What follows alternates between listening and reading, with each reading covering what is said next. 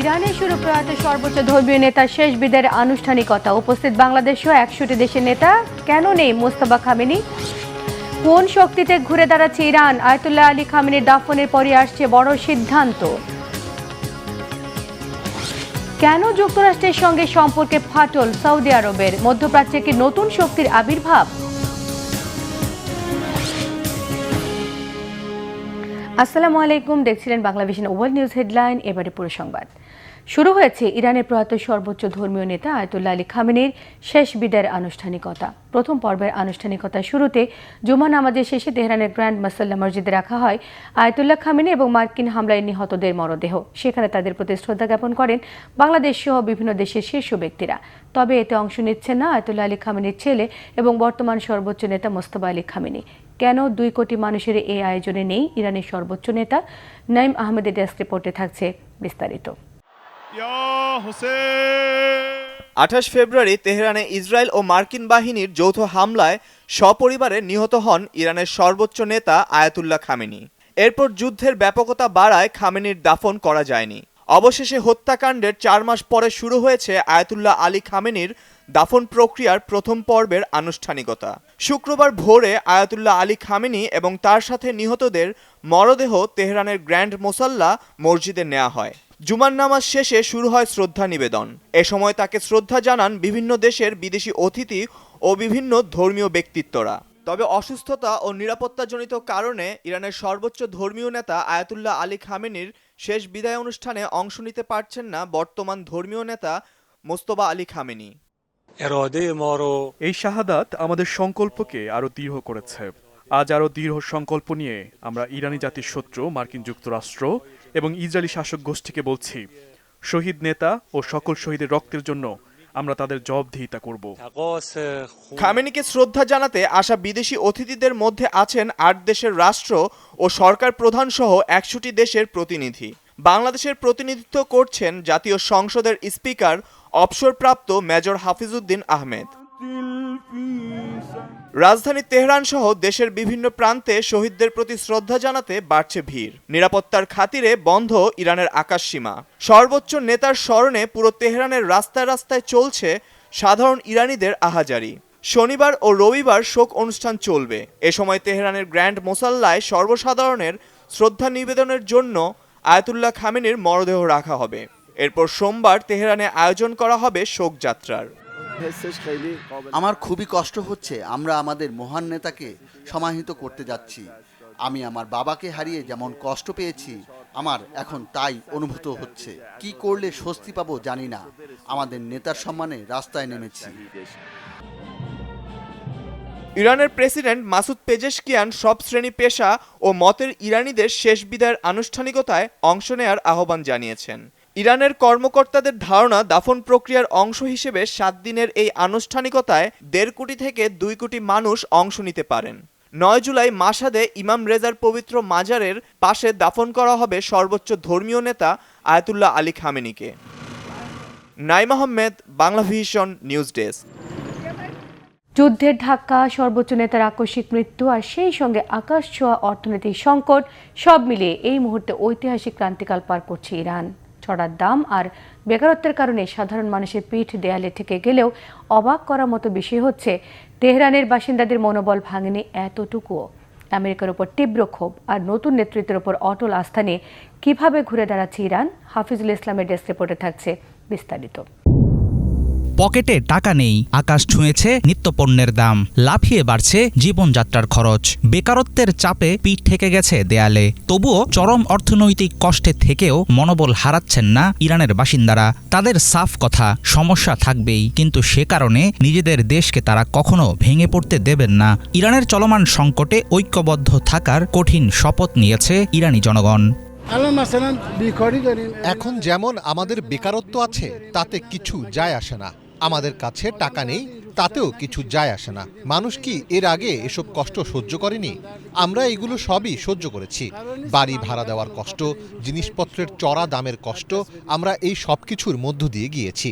এই সামান্য সমস্যাগুলোর জন্য আমরা আমাদের দেশকে ভেঙে পড়তে বা হারিয়ে যেতে দেব না। ইরানের এমন ক্রান্তি লগ্নেও দেশের ভবিষ্যৎ নিয়ে জোর আশাবাদী ইরানের মানুষ। দ্রব্যমূল্যের ঊর্ধ্বগতি ও অর্থনৈতিক সংকটের ভেতরেও তারা দেখছে সমৃদ্ধ ও উন্নত আগামীর ছবি। তেহরানের বাসিন্দাদের কথায় শোনা গেল সেরকমই দেশপ্রেম আর আত্মবিশ্বাসের সুর। আমার মনে হয় দিন দিন ইরানের জীবনযাত্রা আরও ভালো থেকে আরও উন্নত হবে। এই মুহূর্তে পুরো বিশ্ব এটা বুঝতে পারছে। ইরান কখনোই যুদ্ধবাজ দেশ ছিল না, বরং সবসময় শান্তি ও স্থিতিশীলতা চেয়ে এসেছে। বিজ্ঞানের দিক থেকে আমরা সবসময় বিশ্বের অন্যতম সেরা এবং সর্বোচ্চ স্তরে ছিলাম। দিন দিন এই উন্নতির ছোঁয়া দেখতে ও অনুভব করতে পারছি। এই বিষয়টি নিয়ে আমার ছেলের সাথে অনেকবার কথা বলেছি। সে আমাকে বারবার বলেছে দেশের সেরা স্কুলে পড়াশোনা করা সত্ত্বেও শেষ পর্যন্ত সে নিজের দেশের জন্যই কাজ করতে চায়। সাধারণ মানুষের ঘুরে দাঁড়ানোর লড়াইয়ের মাঝেই ইরান জুড়ে এখন শোকের স্তব্ধতা।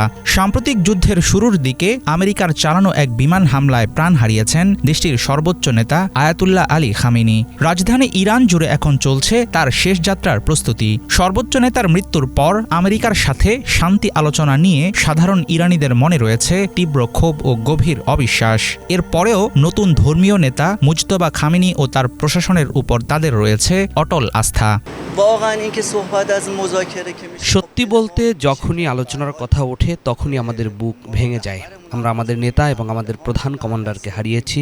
আমাদের উপর দিয়ে কঠিন সব ঘটনা ঘটে গেছে। তবে কর্মকর্তারা এবং সর্বোচ্চ নেতা যাই আদেশ করবেন, তার নির্দেশনা ও হুকুম যাই হোক না কেন আমরা তা মেনে চলব। আল্লাহর ইচ্ছায় আমরা তাদের সাথে একমত থাকব।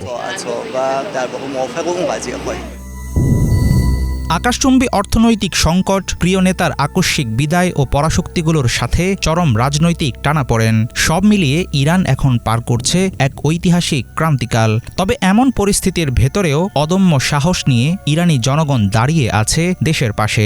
সাধারণ নাগরিকদের এই ঐক্য ও দেশপ্রেম প্রমাণ করে চাপের মুখে ইরান সহজে মচকাবে না, বরং ঘুরে দাঁড়াবে নিজের শক্তিতেই। হাফিজুল ইসলাম, বাংলা ভিশন। যুক্তরাষ্ট্র ইরান যুদ্ধকে ঘিরে সৌদি যুবরাজ মোহাম্মদ বিন সালমানের সঙ্গে মার্কিন প্রেসিডেন্ট ডোনাল্ড ট্রাম্পের দূরত্ব বেড়েই চলেছে। যুদ্ধের শুরুতে ইরানের বিরুদ্ধে মার্কিন পদক্ষেপে সমর্থন দিলেও পরে সংঘাত বাড়তে থাকলে ট্রাম্পের পরিকল্পনার বিরোধিতা করেন সৌদি যুবরাজ। এমনকি এক পর্যায়ে ট্রাম্প প্রশাসনের সঙ্গে তার উত্তেজনাপূর্ণ মতবিনিময় হয়। সম্প্রতি নিউ ইয়র্ক টাইমসের এক প্রতিবেদনে এসব তথ্য উঠে এসেছে। মীর ফজলে রাব্বির ডেস্ক রিপোর্ট। ডোনাল্ড ট্রাম্পের হোয়াইট হাউসে ফেরার পর অনেকেই ভেবেছিলেন রিয়াদ আর ওয়াশিংটনের মধুর সম্পর্ক আগের মতোই থাকবে, কিন্তু ইরান যুদ্ধ শুরুর পর ধীরে ধীরে সে সম্পর্কে ফাটল ধরতে থাকে। ইরান যুদ্ধ ঘিরে ট্রাম্পের সঙ্গে দূরত্ব বেড়েই চলছে সৌদি যুবরাজের। যুদ্ধের শুরুতে ইরানের বিরুদ্ধে কঠোর পদক্ষেপের সমর্থন দিলেও পরে সংঘাত বিস্তৃত হওয়ার আশঙ্কায় মার্কিন প্রেসিডেন্ট ডোনাল্ড ট্রাম্পের পরিকল্পনার বিরোধিতা করেন সৌদি যুবরাজ মোহাম্মদ বিন সালমান। এমনকি এক পর্যায়ে ট্রাম্প প্রশাসনের সঙ্গে তার উত্তেজনাপূর্ণ মতবিনিময়ও হয়। সম্প্রতি নিউ ইয়র্ক টাইমসের এক প্রতিবেদনে এসব তথ্য উঠে এসেছে।